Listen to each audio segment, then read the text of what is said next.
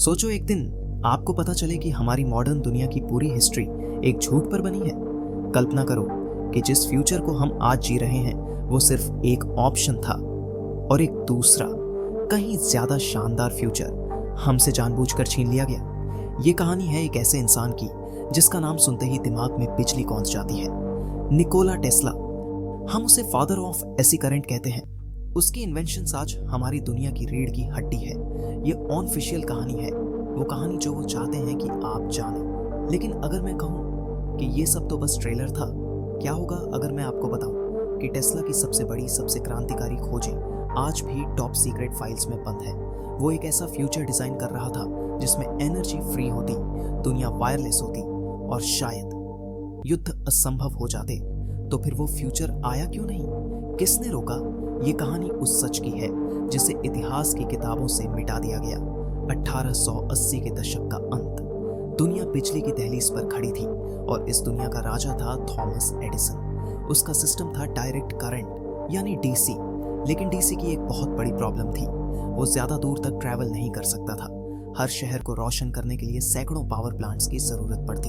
ये इनएफिशिएंट था और महंगा भी था। तभी स्टेज पर एंट्री होती है एक जवान सर्बियन इंजीनियर की, निकोला टेस्ला। उसके दिमाग में एक क्रांतिकारी आइडिया था, ऑल्टरनेटिंग करंट यानी एसी। एक ऐसा सिस्टम जो हाई वोल्टेज पर हजारों मील तक बिजली भेज सकता था। ये ज्यादा कुशल, ज्यादा पावरफुल और कहीं ज्यादा सस्ता था।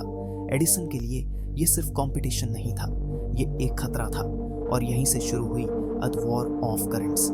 ये सिर्फ टेक्नोलॉजी की लड़ाई नहीं थी, ये एक झूठे प्रचार की जंग थी। एडिसन ने टेस्ला के ऐसे सिस्टम को बदनाम करने के लिए हर हथकंडा अपनाया।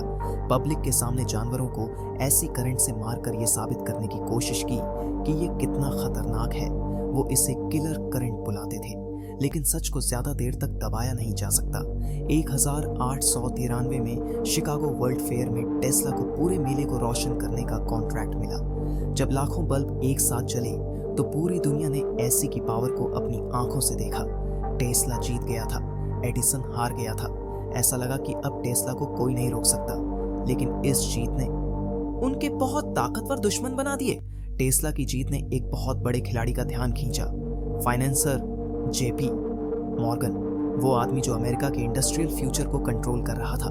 मॉर्गन ने टेस्ला के नायग्रा फॉल्स प्रोजेक्ट को फंड किया, जिससे ऐसी पावर ग्रिड हकीकत बन गया। टेस्ला अब एक सुपरस्टार था, लेकिन उसके दिमाग में नायग्रा फॉल्स से भी बहुत कुछ बड़ा चल रहा था, कुछ ऐसा जो दुनिया को हमेशा के लिए बदल देता।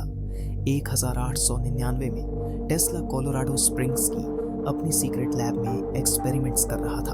वो सिर्फ इलेक्ट्रिसिटी ट्रांसमिट नहीं करना चाहता था, वो उसे वायरलेस तरीके से ट्रांसमिट करना चाहता था। यहीं पर उसने 130 फुट लंबे इंसान के बनाए हुए बिजली के बोल्ट्स बनाए। यहीं पर उसने पृथ्वी की नेचुरल फ्रीक्वेंसी को मापा। उसने साबित कर दिया कि पूरी पृथ्वी को एक विशाल इलेक्ट्रिकल कंडक्टर की तरह इस्तेमाल किया जा सकता है। सोचिए क्या क्या हो सकता था। और इसी विजन को हकीकत बनाने के लिए उसने बनाया वार्डनक्लिफ टावर। ये सिर्फ एक टावर नहीं था, ये वर्ल्ड वायरलेस सिस्टम की शुरुआत थी। एक ऐसा सिस्टम जो पूरी दुनिया में इंफॉर्मेशन, मैसेजेस, तस्वीरें और एनर्जी ब्रॉडकास्ट कर सकता था। वो भी मुफ्त में, कोई बिल नहीं, कोई मीटर नहीं। एनर्जी हवा की तरह सबके लिए फ्री। जेपी मॉर्गन ने इस प्रोजेक्ट में शुरुआती फंडिंग की। उसे लगा कि ये एक ग्लोबल वायरलेस कम्युनिकेशन सिस्टम बनेगा जिस पर उसका कंट्रोल होगा। लेकिन फिर मॉर्गन ने वो सवाल पूछा जिसने सब कुछ बदल दिया। अगर कोई भी कहीं से भी बिजली ले सकता है तो हम मीटर कहाँ लगाएंगे? और टेस्ला अपने आदर्शवाद में इसका कोई जवाब नहीं दे पाया, क्योंकि उसका लक्ष्य मुनाफा नहीं था, उसका लक्ष्य मानवता की प्रगति थी। और बस ऐसे ही फंडिंग रोक दी गई। जेपी मॉर्गन पीछे हट गया। वॉल स्ट्रीट ने उसे ब्लैक बॉल कर दिया। टेस्ला का सपना, फ्री और अनलिमिटेड एनर्जी का फ्यूचर, पैदा होने से पहले ही मर गया।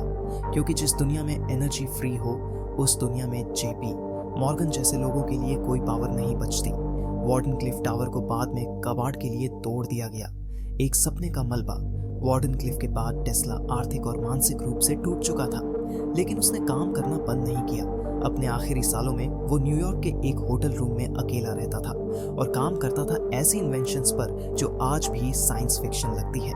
उसने एक पीस रे या डेथ रे बनाने का दावा किया। इसका ऑफिशियल नाम था टेलीफोर्स।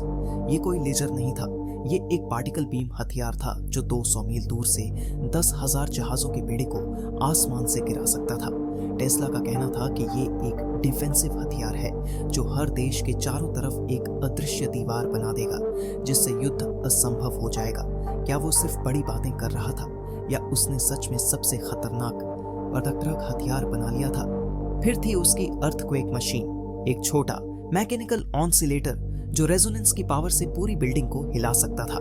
कहानी है कि एक बार उसने अपने लैब में इससे टेस्ट किया और कुछ ही मिनटों में इतनी भयानक वाइब्रेशंस पैदा हुई कि पूरा पड़ोस कांपने लगा। इससे पहले कि बिल्डिंग गिर जाती, टेस्ला ने उसे हथौड़े से तोड़ दिया। वो वाइब्रेशंस की छिपी हुई ताकत को समझता था, एक ऐसी ताकत जिसे हम आज समझना शुरू कर रहे हैं। 7 जनवरी 1943 निकोला टेस्ला की मौत हो गई, अकेले और कर्ज में। लेकिन कहानी यहाँ खत्म नहीं होती। उसकी मौत के तुरंत बाद FBI एजेंट्स और office of alien property custodian के अधिकारियों ने उसके होटल के कमरे पर छापा मारा। उन्होंने उसके सारे रिसर्च पेपर्स, ब्लूप्रिंट्स, नोटबुक्स सब कुछ जब्त कर लिया। 2 ट्रक से भी ज्यादा सामान। क्यों?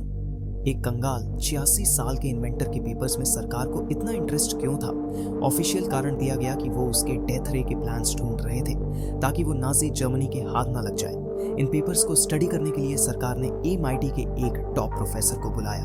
उनका नाम था जॉन जी ट्रम्प। जी हाँ, डोनाल्ड जे ट्रम्प के अंकल।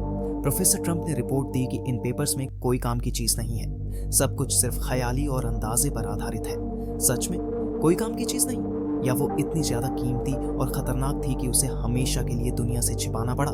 आज 80 साल बाद भी टेस्ला के कई पेपर्स क्लासिफाइड हैं। वो क्या छिपा रहे हैं? Free energy, anti gravity technology, resonance के रहस्य। सच एक सरकारी तिजोरी में बंद है।